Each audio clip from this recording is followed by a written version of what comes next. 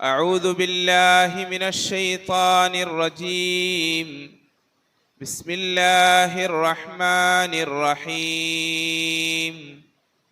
من المؤمنين رجال صدقوا ما عاهدوا الله عليه فمنهم من قضى نحبه ومنهم من ينتظر وما بدلوا تبديلا.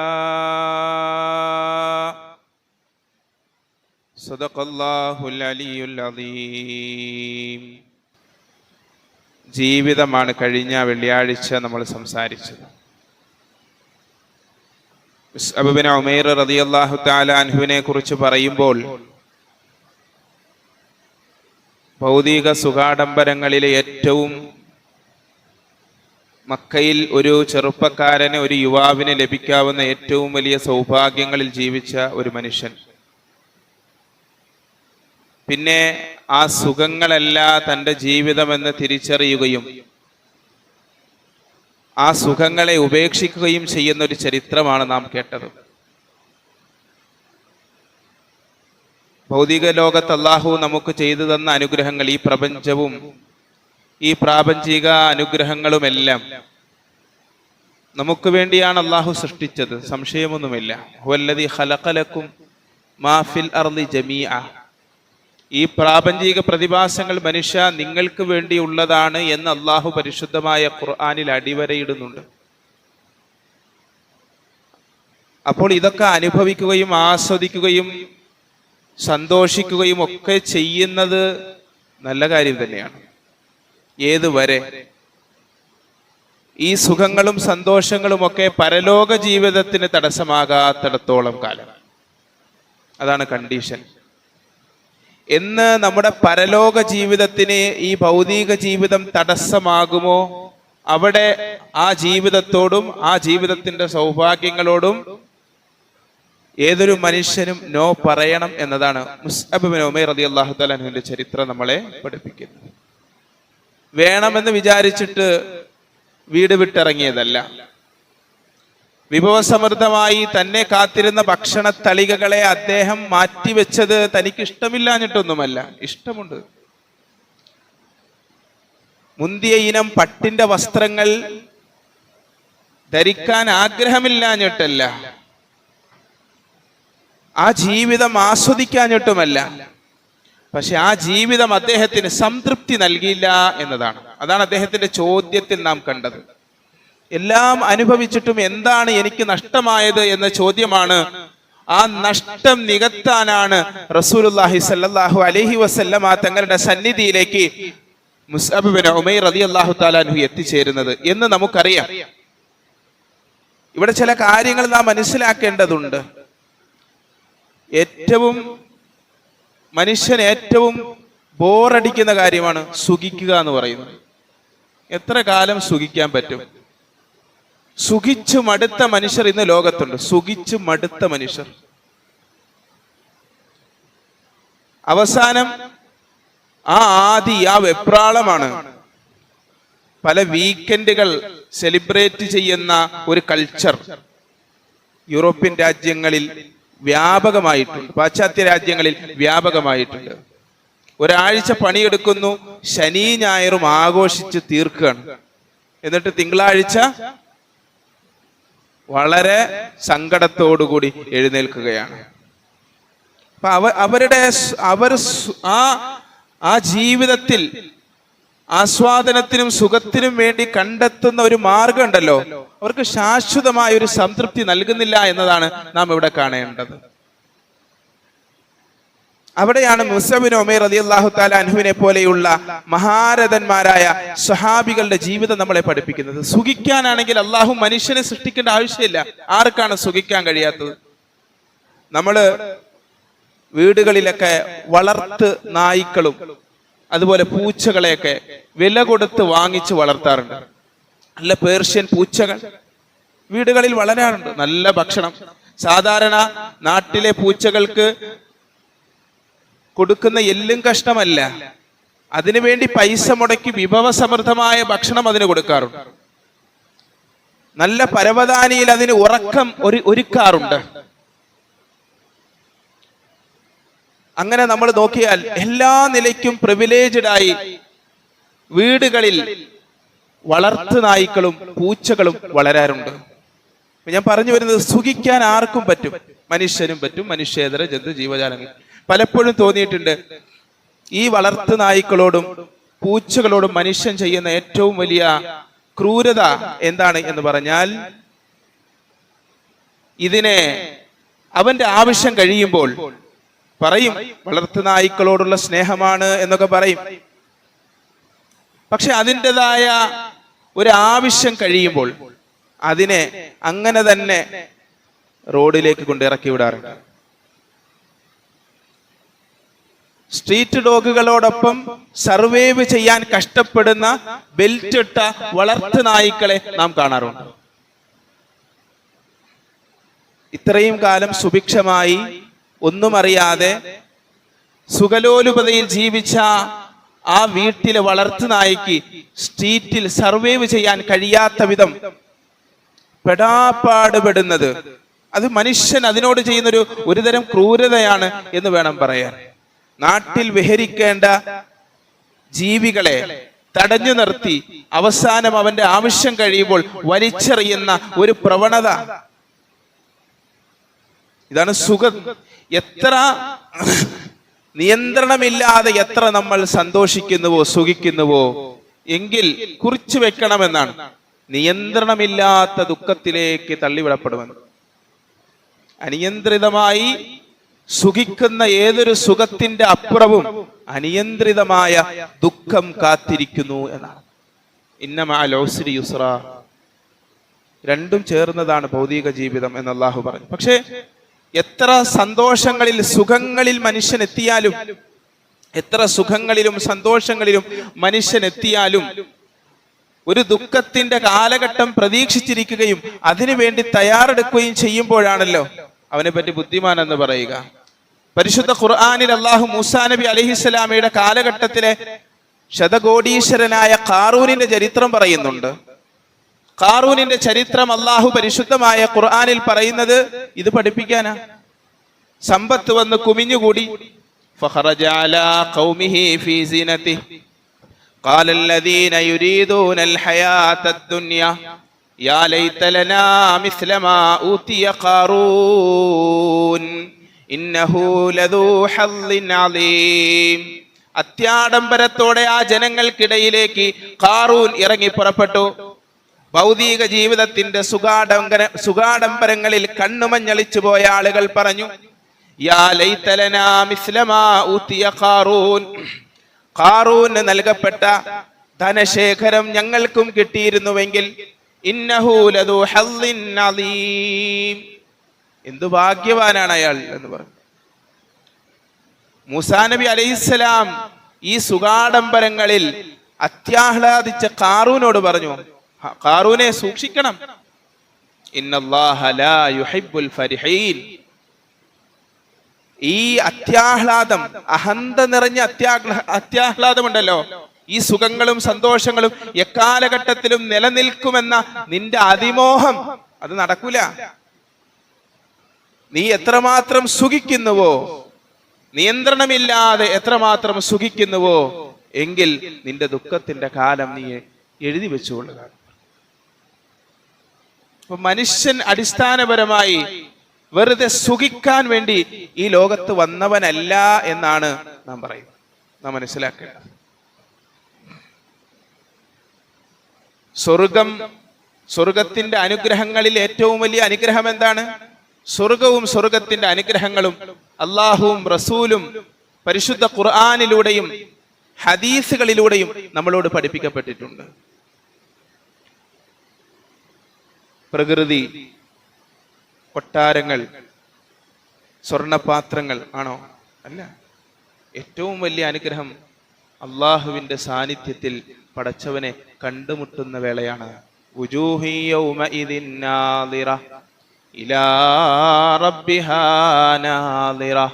അന്നേ ദിവസം ചില മുഖങ്ങൾ തിളങ്ങി പ്രകാശിക്കുന്നുണ്ടാകും, അള്ളാഹുവിലേക്ക് നോക്കിക്കൊണ്ട് റബ്ബിനെ ലഭിക്കുക എന്ന് പറയുന്നതാണ്. റബ്ബിന്റെ സാന്നിധ്യത്തിൽ അനുഗ്രഹീതനാവുക എന്ന് പറയുന്നതാണ്.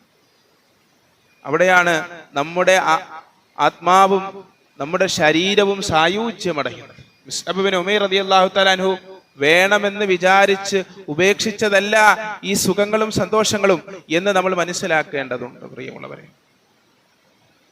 അങ്ങനെ സുഖങ്ങളിലും സന്തോഷങ്ങളിലും മാത്രം ജീവിക്കുന്ന ഒരാൾക്ക് പെട്ടെന്ന് പ്രയാസങ്ങൾ വരുമ്പോൾ കൈകാര്യം ചെയ്യാൻ പറ്റുകയില്ല. ഇവിടെയാണ് മുസ്അബ് ബിൻ ഉമൈർ റളിയല്ലാഹു അൻഹുവിന്റെ ചരിത്രം പറയുമ്പോൾ മഹാനായ സഅദ് ബിൻ അബി വഖാസ് റളിയല്ലാഹു തആല അൻഹു പറഞ്ഞു, അദ്ദേഹം വീടൊക്കെ വിട്ട് അദ്ദേഹത്തിന്റെ അനുഗ്രഹീതമായ ജീവിതമൊക്കെ ഉപേക്ഷിച്ച് ഞങ്ങളുടെ കൂടെ വന്നപ്പോൾ മക്കയിൽ ഞങ്ങൾക്കൊക്കെ അനുഭവിക്കേണ്ടി വന്ന പരീക്ഷണങ്ങളിൽ വെന്തുരുകിയപ്പോൾ ഒരുപാട് പ്രയാസപ്പെട്ടു മുസ്അബ് ബിൻ ഉമൈർ എന്നാണ്. കാരണം അത്രയും സുഖിച്ച് ഇസ്ലാമിലേക്ക് പിന്നെ കടന്നു വന്ന ഒരു വ്യക്തി വേറെ ആരുമില്ല. സങ്കടം എന്തെന്ന്, നഷ്ടങ്ങൾ എന്തെന്ന്, ഇല്ലായ്മകൾ എന്തെന്ന്, ദാരിദ്ര്യത്തിന്റെ വിശപ്പിന്റെ വേദന അല്പം പോലും ജീവിതത്തിൽ അറിഞ്ഞിട്ടില്ലാത്ത ഒരു വ്യക്തിയായിരുന്നു മുസ്അബ് ബിൻ ഉമൈർ. പക്ഷെ അതെല്ലാം അദ്ദേഹം ബ്രേക്ക് ചെയ്തത് ഒരൊറ്റ കാര്യത്തിന് വേണ്ടിയിട്ടാണ്, റസൂലിന് വേണ്ടി മാത്രമാണ്, അള്ളാഹുവിന് വേണ്ടി മാത്രമാണ്. അല്ലാതെ വേറെന്താ കാര്യം? അദ്ദേഹം പറയുന്നുണ്ട്, സഅദ് ബിൻ അബി വഖാസ് റളിയല്ലാഹു തആല അൻഹു പറയും, കാന മുസ്അബ് ബിൻ ഉമൈർ അത്രഫ ഗുലാമിൻ ബിമക്ക ബൈന അബവൈ.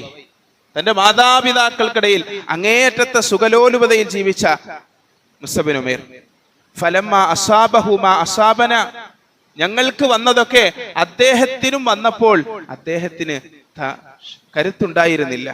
എത്രത്തോളം അദ്ദേഹത്തിന്റെ തോലൊക്കെ പെട്ടെന്ന് ഇളകുന്നത് ഞങ്ങൾ കണ്ടിട്ടുണ്ട്. മണലാരുണ്യത്തിലൂടെ ഞങ്ങളൊക്കെ ഓടുമ്പോൾ അദ്ദേഹത്തിന് നടക്കാൻ പോലും കഴിയാതെ ഞങ്ങളുടെ തോളുകളിൽ അദ്ദേഹത്തെയും വഹിച്ചുകൊണ്ട് ഞങ്ങൾ പോയിട്ടുണ്ട്. മുസ്അബ് ബിൻ ഉമൈർ റളിയല്ലാഹു തആല. എന്നിട്ടും വേണമെങ്കിൽ ഒരു തിരിച്ചുപോക്ക് ആഗ്രഹിച്ച് അവിടെ ഒരു മാതാവ് ഇരിക്കുന്നുണ്ട്, എനിക്ക് പോകാം, പക്ഷെ പോയില്ല. ആ കഷ്ടപ്പാട്, ആ ത്യാഗം, അങ്ങനെ ആർജിച്ചെടുത്ത വിശ്വാസം. ഞാൻ ആവർത്തിക്കുന്നു, സുഖങ്ങൾ അദ്ദേഹം വേണ്ട എന്ന് വെച്ചത്, സുഖങ്ങളും സന്തോഷങ്ങളും വേണ്ട എന്ന് വെച്ചത് ആഗ്രഹമില്ലാഞ്ഞിട്ടല്ല, പക്ഷെ അതിനേക്കാളും വലുത് അള്ളാഹുവിന്റെയും അവന്റെ റസൂലിന്റെയും സ്നേഹവും തൃപ്തിയുമാണ് എന്നതാണ്. അവിടെ നമുക്ക് ശാശ്വതമായ സംതൃപ്തിയുണ്ട്, സമാധാനമുണ്ട്. ബാക്കി എല്ലാം താൽക്കാലികമാണ്.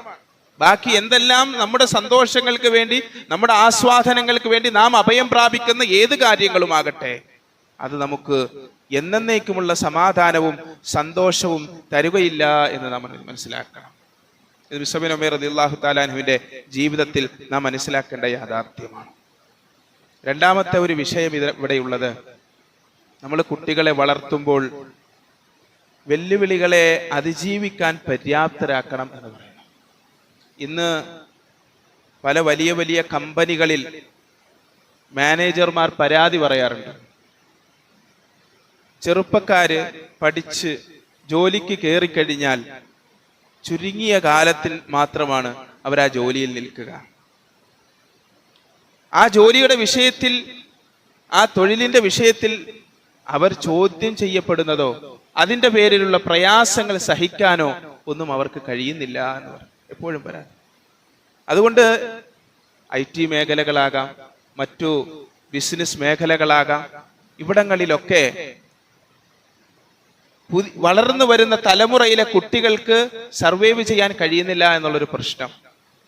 കാരണം ജീവിതത്തിൽ കഴിഞ്ഞ തലമുറ പല പ്രയാസങ്ങളും അറിഞ്ഞും അനുഭവിച്ചും ജീവിച്ചവരാണെങ്കിൽ ഇന്ന് എല്ലാം അവൈലബിളായി ജീവിക്കുന്ന ഒരു സമൂഹമാണ്. അവർക്ക് അവിടെ സർവൈവ് ചെയ്യാൻ കഴിയാത്ത ഒരു സാഹചര്യമാണ്. മുസ്അബ് ബിൻ ഉമൈർ റളിയല്ലാഹു തആല അൻഹു അവിടെയെല്ലാം അതിനെല്ലാം അതിജയിച്ചു. തന്റെ പരിമിതികളെ, തന്റെ ബലഹീനതകളെ അതിജയിക്കുകയാണ് വലിയൊരു ലക്ഷ്യത്തിന് വേണ്ടിയിട്ട്. പക്ഷെ ഉമ്മ ആ കുട്ടിയെ പറഞ്ഞ് വളർത്തിയത് നീ വലിയ കേമനാണ് എന്ന് പറഞ്ഞിട്ടാണ്. ഒരു വിമർശനം ആ കുട്ടി കേട്ടിട്ടില്ല ജീവിതത്തിൽ. നീ ചെയ്തത് ശരിയല്ല എന്ന് ഉമ്മ ഇതുവരെ പറഞ്ഞിട്ടില്ല, മാതാപിതാക്കൾ മുസ്അബിനോട് പറഞ്ഞിട്ടില്ല. നീ ചെയ്യുന്നതെല്ലാം ശരിയാണ് എന്ന് പറഞ്ഞു കേട്ടാണ് ആ കുട്ടി വളർന്നത്. അങ്ങനെ വളരുന്ന കുട്ടികൾ പിന്നീട് എന്താകുമെന്ന് പറഞ്ഞാൽ സമൂഹത്തിന് വലിയ ബാധ്യതയായി മാറും. അവർക്ക് സമൂഹത്തിൽ ജീവിക്കാൻ കഴിയില്ല, ഒരു വിമർശനം സഹിക്കാൻ പറ്റില്ല, ഒരു തിരുത്ത് കേൾക്കാൻ ക്ഷമയുണ്ടാവില്ല. നിങ്ങൾ ചെയ്യുന്നത് തെറ്റാണ് കേട്ടോ എന്ന് പറഞ്ഞാൽ അസ്വസ്ഥനാകും. കാരണം അങ്ങനെ ഒന്നും കേട്ടിട്ടില്ല. അയാൾ ഒരു ഭർത്താവായാലോ ആ ഭർത്താവിനാൽ ഏറ്റവും കൂടുതൽ പീഡിപ്പിക്കപ്പെടുന്നത് ഭാര്യയായിരിക്കും. കാരണം വാലിഡേഷൻ. ഭാര്യയ്ക്ക് ഭർത്താവിനെ തിരുത്താൻ പറ്റില്ല, കാരണം തിരുത്തല് കേട്ടിട്ടില്ല. ഒരു കാലം കഴിഞ്ഞ് കൈവിട്ടു പോകുമ്പോ മാതാപിതാക്കൾ തന്നെ തിരുത്താൻ ശ്രമിക്കും. പറ്റൂല, തിരുത്താൻ പറ്റില്ല, കാരണം തിരുത്തിയിട്ടില്ല. നീ ചെയ്യുന്നതെല്ലാം ശരിയാണ് എന്ന് പറഞ്ഞ് അന്നക നസീബ് അൽ ഹസീബ്. അദ്ദേഹത്തോട് എപ്പോഴും ഉമ്മ പറയാറുള്ള വാക്കാണ്, നീ നസീബ്, നീ വലിയ തറവാടിയാണ്, നീ വലിയ കുടുംബത്തിൽ പിറന്ന ആളാ. ഷരീഫ്, നീ മാന്യനാണ്, നീ പ്രശസ്തനാണ്, നിന്നെ തോപ്പിക്കാൻ ഈ നാട്ടില് ഒരു കുട്ടിക്കും പറ്റൂല. ഇതാണ് മുസ്അബ് ബിൻ ഉമൈർ റളിയല്ലാഹു തആല അൻഹു കേട്ട് വളർന്നത്.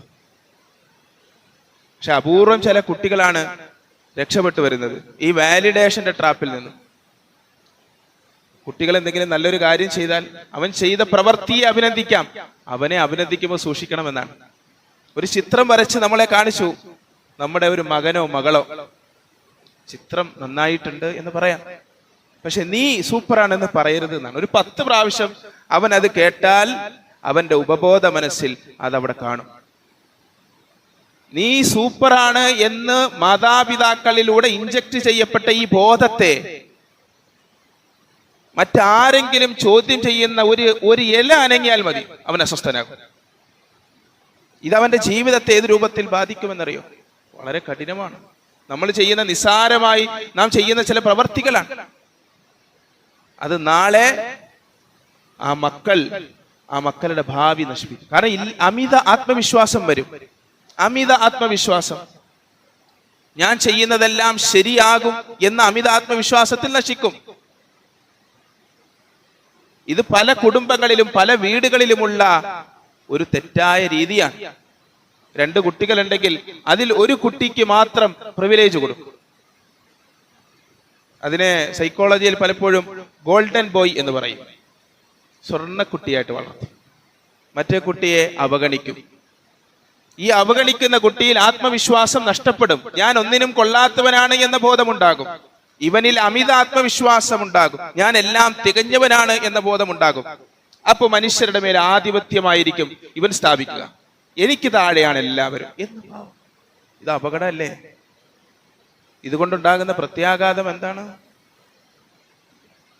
ഈഗോയുടെ തടവറയിലായി പോകും ഇത്തരം കുട്ടികളാണ്. അങ്ങനെ ആകേണ്ട ആളായിരുന്നു മുസ്അബ് ബിൻ ഉമൈർ റളിയല്ലാഹു തആല അൻഹു. പക്ഷെ ആയില്ല.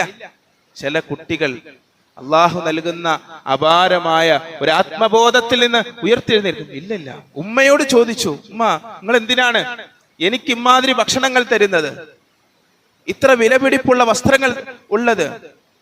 ഉമ്മ എപ്പോഴും ആ കുട്ടിയോട് പറഞ്ഞത്, നീ ഒരാള് 100 പേർക്ക് തുല്യാണ്. അങ്ങനെ പറയാം, അൻത വഹദക ബിമിഅതി റജുലിൻ, നീ ഒരാള് 100 പേർക്ക് തുല്യമാണ്. കാരണം എന്റെ കുട്ടിയാ നീ, എന്റെ കുട്ടിയാ നീ. അവനോടുള്ള സ്നേഹമല്ല, എന്റെ കുട്ടിയാണ് നീ. അതുകൊണ്ട് നീ കേമത്വമാണ്, നിനക്കൊരു മേൽക്കോയ്മയുണ്ട്. ഇത് കേട്ട് കേട്ട് കേട്ട് കേട്ട് ഒരു ദിവസം മുസ്അബ് ബിൻ ഉമൈർ ചോദിച്ചു ഉമ്മയോട്, എന്തിനാണ് ഉമ്മ നിങ്ങൾ ഇങ്ങനെ സംസാരിക്കുന്നത്? എനിക്ക് ഇത്രയും മുന്തിയ ഇനം വസ്ത്രങ്ങൾ നിങ്ങൾ വാങ്ങിച്ചു തരുമ്പോൾ ഇവിടെ വസ്ത്രം പോലും ധരിക്കാൻ കഴിയാത്ത എത്രയോ മനുഷ്യരുണ്ട് നമുക്ക് ചുറ്റും.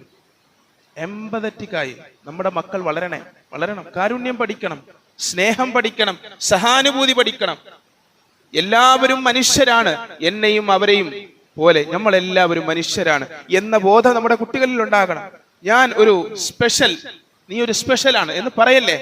അങ്ങനെ സ്പെഷ്യൽ അല്ല, നമ്മളെല്ലാവരും മനുഷ്യരാണ്. ആ മാനവിക ബോധം, അങ്ങനെ മനുഷ്യരോട് സഹാനുഭൂതി ഉണ്ടാകുന്ന ഒരു ബോധം, കാരുണ്യത്തിന്റെ സ്നേഹത്തിന്റെ ഒരു ബോധം ഇന്ന് പലപ്പോഴും കുട്ടികളിൽ നഷ്ടപ്പെട്ടുകൊണ്ടിരിക്കുന്നത് കൊണ്ടാണ് പലപ്പോഴും തിരുത്താൻ കഴിയാത്ത വിധം കുട്ടികൾ പിഴച്ചു പോകുന്നത്. തിരുത്താൻ കഴിയാത്ത വിധം മക്കൾ പിഴച്ചു പോകും. മാതാപിതാക്കൾക്ക് മക്കളെ തിരുത്താൻ കഴിയാത്ത വിധം, ആർക്കും ആ കുട്ടിയെ പിടിച്ചാൽ കിട്ടില്ല എന്ന തരത്തിലേക്ക് ആയി പോകും.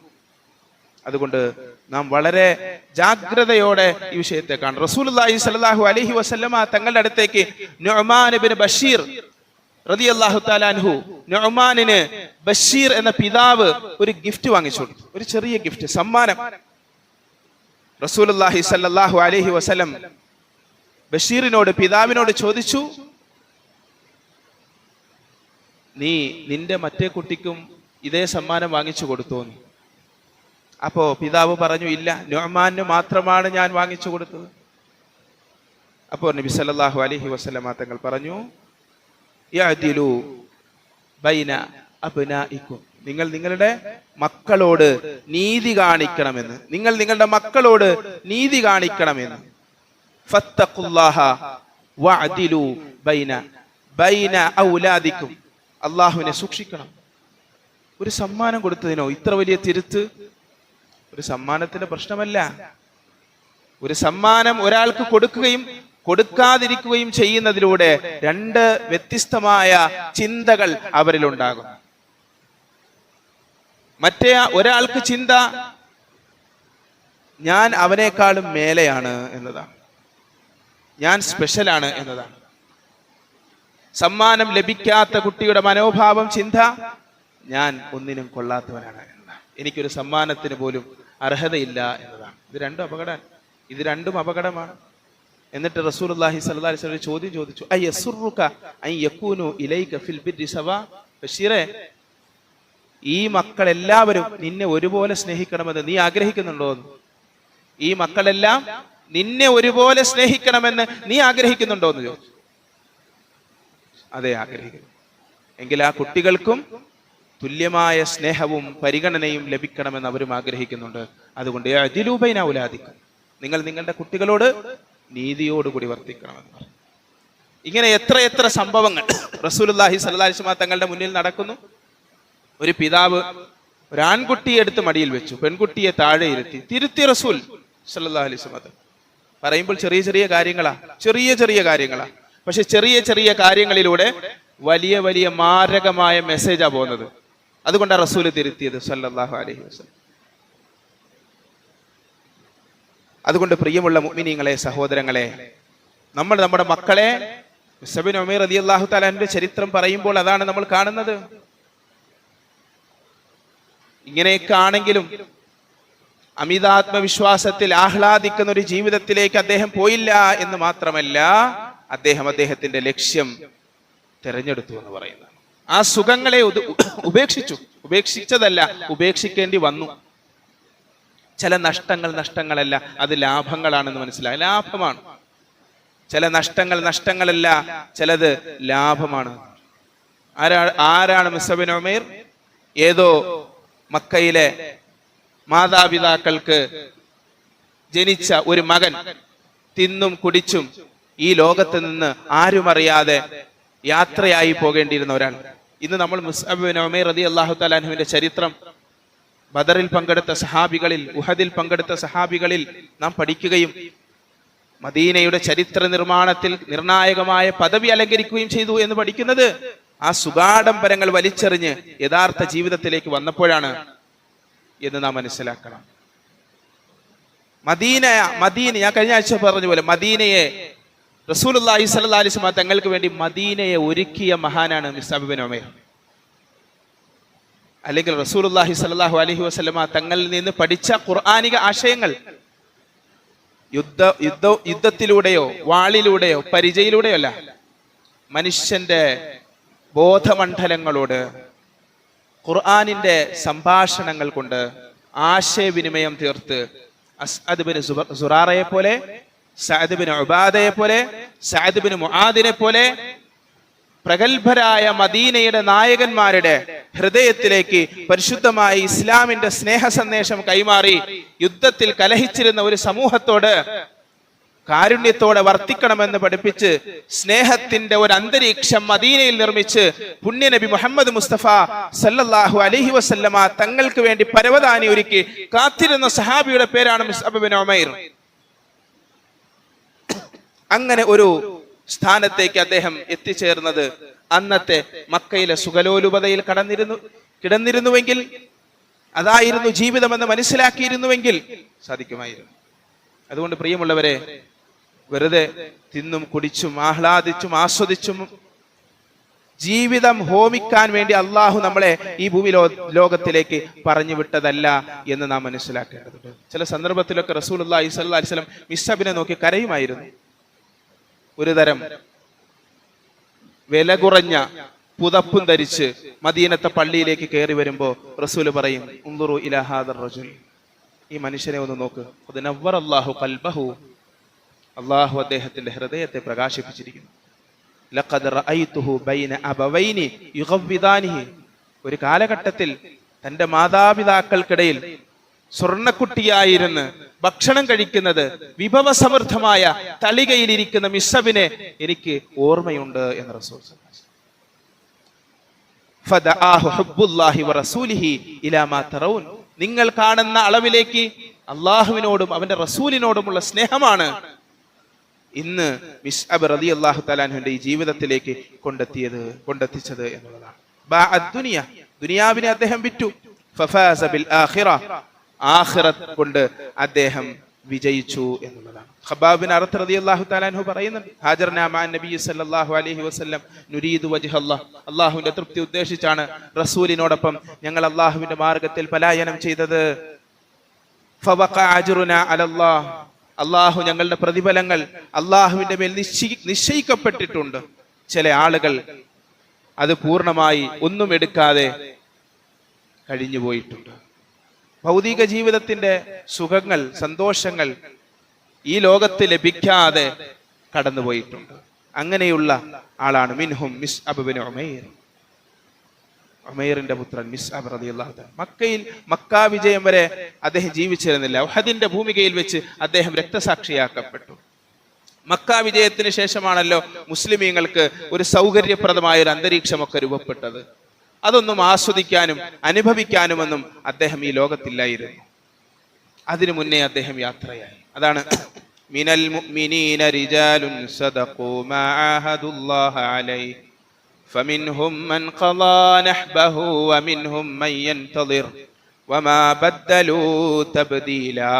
സത്യവിശ്വാസികളിൽ കുറെ പുരുഷന്മാരുണ്ട്, അള്ളാഹുവിനോട് അവർ കരാർ ചെയ്തതിനെ അവർ പൂർത്തീകരിച്ചുകൊണ്ട് അവരുടെ ഊഴം കംപ്ലീറ്റ് ചെയ്തുകൊണ്ട് അള്ളാഹുവിന്റെ അടുത്തേക്ക് യാത്രയായവർ എന്ന് മിസ്അബ് ബിൻ ഉമൈറിന്റെ ഖബറിന്റെ അടുത്തിരുന്ന് പുണ്യ നബി സല്ലല്ലാഹു അലൈഹി വസല്ലം തങ്ങൾ പാരായണം ചെയ്തു.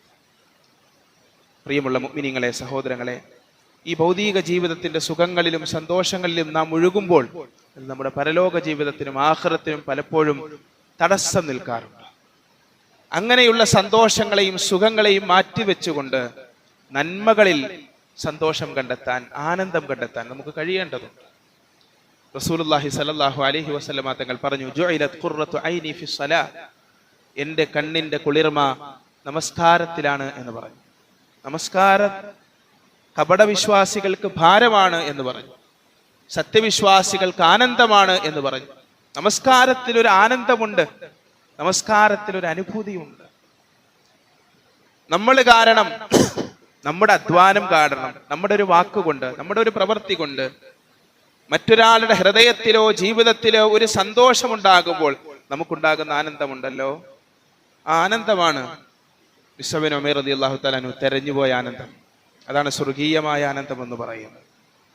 അറഅയ്തല്ലദീ യുകദ്ദിബു ബിദ്ദീൻ, ദീനിനെ നിഷേധിക്കുന്നവനെ താങ്കൾ കണ്ടുപോ? ആരാണ് ദീനിനെ നിഷേധിക്കുന്നവൻ? ഫദാലികല്ലദീ യദ്ഉൽ യതീം, അനാഥനെ അവഗണിക്കുന്നവനാണവൻ എന്ന് പറഞ്ഞു. അനാഥനെ അവഗണിക്കുന്നവൻ. ഹൃദയത്തിന്റെ കാഠിന്യതയെക്കുറിച്ച് പരാതിപ്പെട്ട റസൂലിനോട് പറഞ്ഞു, നിന്റെ ആനന്ദം, നിന്റെ സന്തോഷം, നീ സുഖം കണ്ടെത്തണം. ഇംസഹ് റഅസൽ യതീം, അനാഥന്റെ തലയൊന്ന് തടക് എന്ന് പറഞ്ഞു. വലാ യഹുല്ലു അലാ തുആമിൽ മിസ്കീൻ, സാധുവിന് ഭക്ഷണം കൊടുക്കാൻ അവന് പ്രേരിപ്പിക്കുന്നില്ല എന്ന് പറഞ്ഞു. കൊടുക്കാൻ പറ്റിക്കണമെന്നില്ലെന്ന്, കൊടുക്കാൻ കഴിയുന്ന ഒരാളെ ചൂണ്ടിക്കാണിക്കാൻ കഴിഞ്ഞാൽ വലാ യഹുല്ലു അലാ തുആമിൽ മിസ്കീൻ. ഇതൊന്നും കഴിയുന്നില്ലെങ്കിൽ വലിയ നിസ്കാരക്കാരനാന്ന് പറയല്ലേ. ഫവൈലുൽ ലിൽ മുസല്ലീൻ. അങ്ങനെ നമ്മുടെ വ്യക്തി ജീവിതത്തിലും സാമൂഹിക ജീവിതത്തിലും കുടുംബ ജീവിതത്തിലും പരന്നൊഴുകേണ്ട ഈ ആത്മീയമായ ആനന്ദം നമുക്ക് അനുഭവിക്കാൻ സാധിക്കുന്നില്ലെങ്കിൽ നമ്മുടെ നമസ്കാരത്തെ ഒന്ന് പരിശോധിക്കേണ്ടതുണ്ട്. അള്ളാഹു മനസ്സിലാക്കാൻ തൗഫീഖ് നൽകി അനുഗ്രഹിക്കുമാറാകട്ടെ.